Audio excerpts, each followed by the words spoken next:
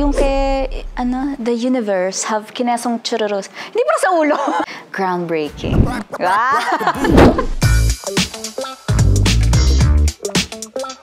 Ang katatapos ko lang kasing panoorin yung Till Murder Do Us Part.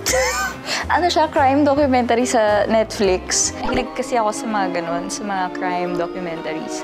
It's a love story, pero it's a very interesting love story na parang hanggang 4 episodes lang kasi siya, limited series lang siya. Tapos parang napaka-interesting niya kasi hindi niya kinailangan pahabain yung mga episodes, kumbaga laging straight to the point lahat.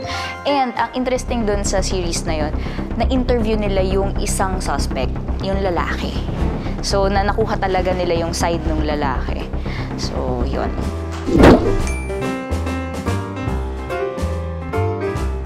How to Get Away with Murder. Anyway, idol ko rin si Viola Davis, tsaka pinapanood ko rin talaga yun. Gusto ko yung first 3 seasons. Gusto ko maka-eksena lagi si Viola Davis, ganon. So, parang maging Bonnie ako, ganon. Yun. Marimar, actually. Oo, tapos bumili din ako ng duster sa ukay-ukay na sira-sira din.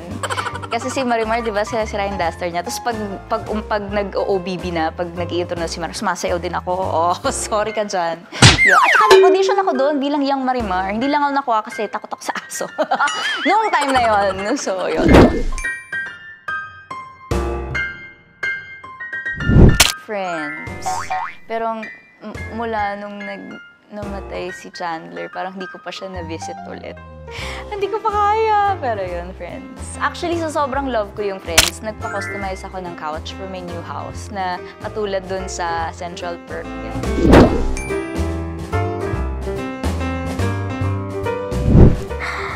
Serendipity. Ano to? Yung kay, The Universe Have Kinesong Churros. Hindi para sa ulo. Pero pag napanood ko kasi, maalala ko yung mga dialogue yun, Serendipity. Yung entrance ni Miranda Priestly. Very first scene ni Miranda Priestly. So, groundbreaking.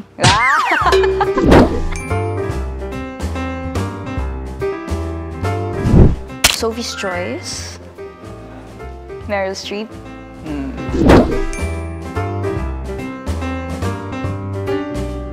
Meryl Streep sa babae, sa lalaki, Denzel Washington, and Al Pacino. Like, you don't really see them as Meryl, as Denzel, diba, the actors. You really see them as their characters. Gustong-gusto ko pag napapaiyak ako ng isang aktor nang hindi siya umiiyak sa eksena. Yung parang ganun, yung maapektuhan ka sa kanya without trying. Yung ganun, just yung flow ng character niya, yung flow ng story, tapos parang matutulala na lang siya. Pero hindi siya umiiyak, pero ikaw umiiyak ka kasi sumunod ka sa journey niya as a character. Nadala ka niya as a character all throughout. Kaya kahit hindi siya umiiyak sa eksena, nadala ka. Kasi dalang-dala niya rin yung character. Yung ganun. Pretty Woman, surprisingly. Ang galing kasi ni Julia Roberts dun. Tapos parang, siya dun stripper, hooker. Pero hindi siya bastos Very sophisticated, sobrang colorful niya dun sa movie na yun. And for some reason, actually hindi ko nga alam kung bakit yun yung go-to feel-good movie ko. Pero, mahilig ako sa mga pelikula na ang powerful ng babae. Like yung Erin Brockovich, siya rin yun. Si Devil Wears Prada. 3 Billboards! Si Frances McDormand. Oo, yun. Ako, gusto ko yung mga ganun.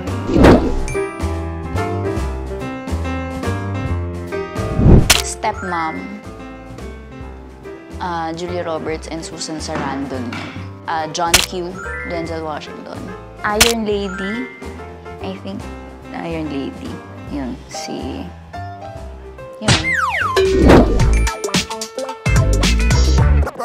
Rock the